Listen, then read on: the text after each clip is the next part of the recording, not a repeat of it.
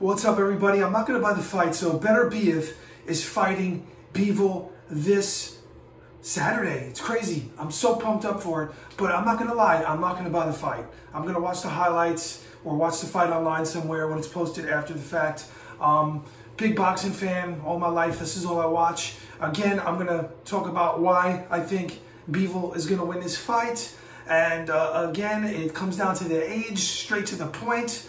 39 years old, think about it. Basically a 40-year-old fighter fighting a 33-year-old. That counts for something. Also, Bivol, if you know boxing, you watched him fight Canelo Alvarez. He won the fight, and I'm not so sure Beterbiev is on that level of where Bivol's out. He's really good. He's getting, criticized for just being a KO puncher. He does have a lot of qualities that makes him a really good fighter. And I wish they would have fought like 5 years ago, maybe a different prediction. But I also think that a lot of people, again, are overlooking the age because they want to sell the fight. I watched a little boxing news about it, but nobody talks about it, really. I haven't really seen it discussed. I think I read a prediction. I was just reading through boxing headlines real quick. I think Oscar De La Hoya is picking Beterbiev to beat Bivol. Bivol has a crazy boxing IQ. The guy, you saw it with Canelo Alvarez. He can really box. He knows how to deal with power punches, and he's going to be utilizing his boxing skills, his ring savvy, his jab, everything.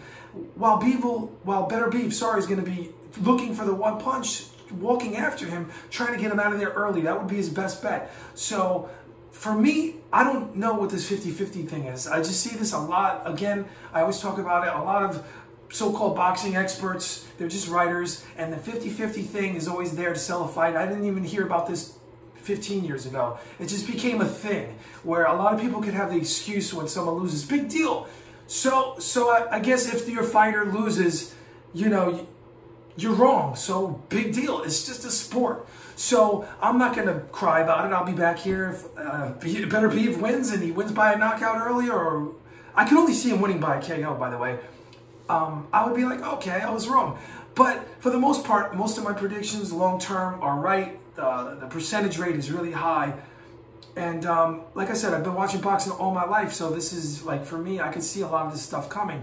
But if I'm wrong, it makes it exciting. It's really good because it becomes like a real upset in my mind. Like, oh, I didn't expect that. So it's really an interesting fight.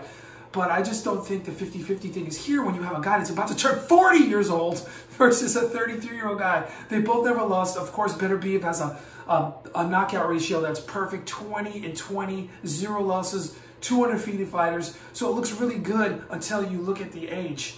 When you look at the age, we'll see if it matters after the fight.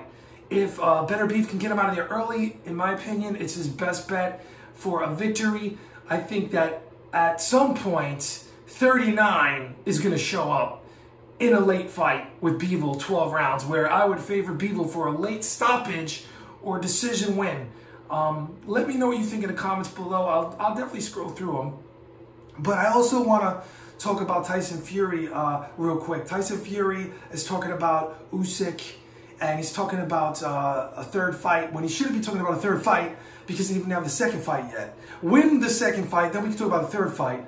It's going to be a really good fight because that was close. I can see, all right, if you're going to say 50-50, you could call that first fight with Fury a 50-50 where there was a lot of things that were really hard to predict and really see up front with such a big man versus a smaller man and all these different variables.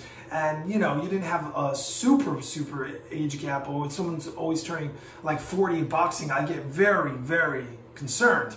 I'm like, wait a minute. But anyway, yeah, like Ortiz versus Wilder, the great Cuban fighter. He was, like, even supposedly older, but he was hovering around 40 from what I remember when he fought Wilder. But anyway, I think they should have the second fight. I think it'll be really good. I think it is possible Fury could pull off a win, but we have to see it. So I'll probably talk about that fight in the future, make predictions on that, and see how they look before the fight. So again, this is a big fight Saturday for boxing. Boxing is really getting watered down with all these apps, with all these, I can't even keep up anymore as a boxing fan, where back in the day you only had HBO, ESPN, and Showtime, and the majority of the big fights were either pay-per-view Showtime, pay-per-view HBO. Now you have a million apps. It's really hard for boxing fans, or to how do you develop an audience of core fans and keep them in one place? You can't. So you go to the Zone, you go to ESPN Plus, you go here, you go there. It's really hard to keep up. So with a real boxing fan like myself that only watches boxing all my life, it's really hard for me to keep up with all this stuff, unfortunately.